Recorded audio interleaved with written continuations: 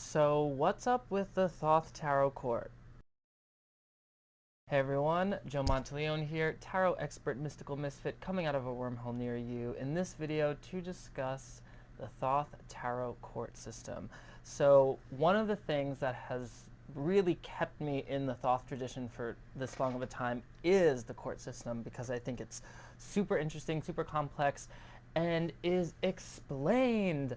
Crowley actually explains this stuff in his book, though maybe a little bit obscurely, but it allows us to interpret it in a lot of ways. And I love the system in the Rider-Waite-Smith. I mean, they're very similar. They come from the same source-ish. But I just find Crowley's more explicit way of talking about this system really awesome and delicious, and lots of stuff we can chew on. So one of my students had asked me to explain the sleeping princess myth. And it's a very interesting myth that we see in the Thoth Tarot court. So I'm going to give you my interpretation of what Crowley's talking about in his system. So pretty much, I'm going to give you like the story, and then I'm going to give you my interpretation. So the story is like this. Like any fairy tale, we have a sleeping princess, Sleeping Beauty, and she's awaiting her prince, her knight in shining armor, to save her. I know, these stories can get so misogynistic and so basic, and I know it's 2021 and I can't believe gender's still a thing, but anyway, here we are.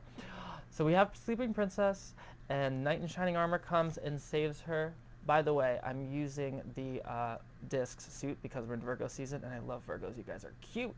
So the prince comes and wakes up the princess, maybe with a kiss, and then they fall in love. And then what happens is this allows the princess to become a queen. She becomes the queen of discs, or the queen of her suit, and the queen, by waking up and becoming herself, she awakens the eld of the All-Father. So she wakes up the knight, and then when the knight wakes up, he becomes a prince, goes to another land, goes on an adventure, he becomes a prince, and then he wakes up another princess. The princess becomes the queen wakes up the eld of the All-Father, the knight travels and becomes a prince again. So this is my interpretation. First, you're going to want to look at the Tree of Life, because each of these positions has a place on the Tree of Life. The knights are connected to Hokmah and number 2. The queens are connected to Binah, which is number 3. The princes are connected to number 6, which is Tiferet, and the princesses are connected to Malkuth, the kingdom, number 10. So this is us. The princesses are us, or at least unawakened, asleep. You know, like when the spiritual influencer says, "Wake up, everyone!" Well, they're referring to the sleeping princess, and that's all of us. We're all on the spiritual path trying to figure out what the hell is going on with this reality, right? So she's sleeping, and she represents the He, the last letter of the holy name, the Holy Tetragrammaton. It's a 4-letter name of God. You know, God's got a lot of names. She's doing lots of stuff.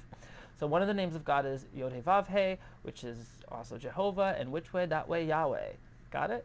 So she's the last letter of this name of God and symbolizes the full manifest universe and us, which are asleep. Okay, we're asleep, chilling, doing our thing or not doing our thing, unawakened.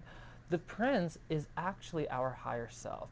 The prince is connected to the Vav of Tetragrammaton, which is Tiferet, which is, you know, Club Tiferet, where Buddha and Jesus and Osiris hang out.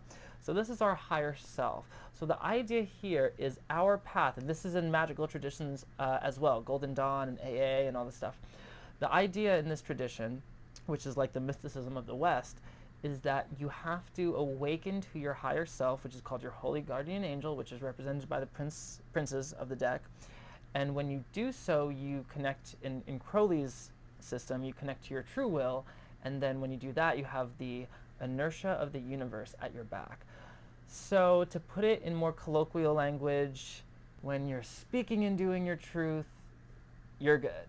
When you do your thing and nothing but your thing and just do you, baby, it'll all be good. Maybe.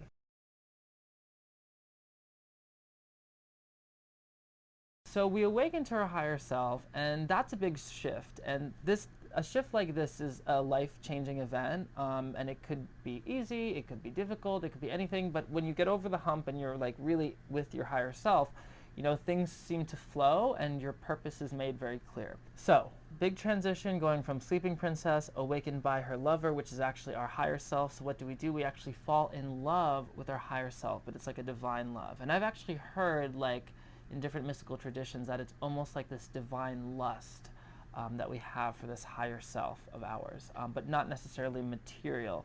So we fall in love with our higher self, and we become our higher self as the prince, and the next stage is another huge transition, and that's going between the prince and the queen.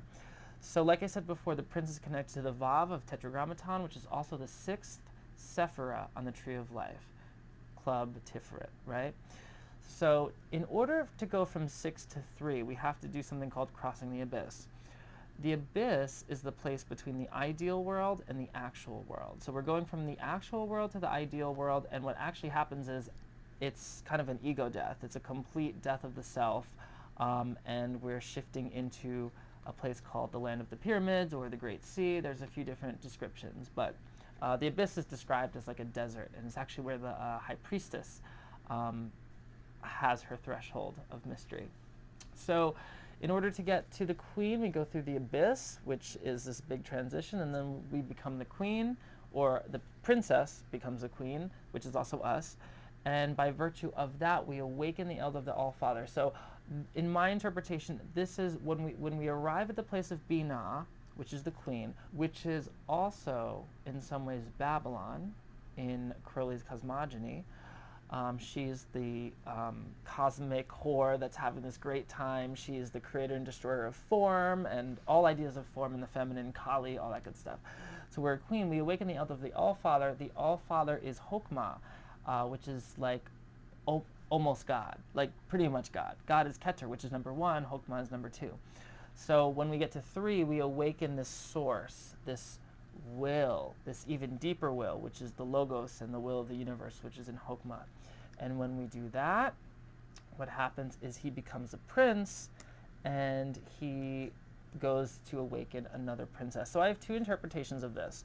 One is that we become awakened, and when that happens, we get to awaken someone else that's asleep. We get to spread the word, the literal word and the spiritual word.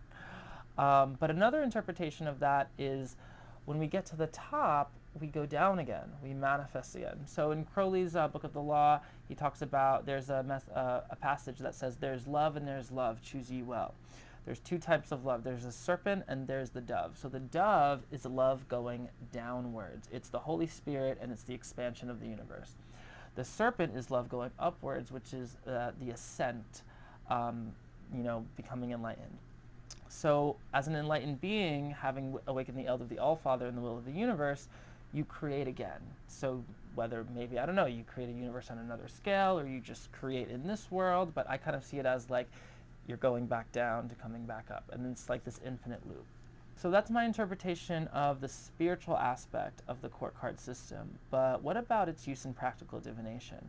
Well, we can take that idea and look at it in 4 stages of creation. So we have the impetus to create, we have the formulation of the project, we have the middle intellectualization or conceptualization, or decision making, or expansion, or application of the project, and then we have the fully manifest form of the project. And just like in any creative project, like if you're an artist and you create art, you go through this whole process of inception to understanding what the project is, to making choices, planning all that, to the physical product, and then that physical piece, the result, goes out into the world, and somewhere it inspires someone else, and it gives them the impetus to create an idea.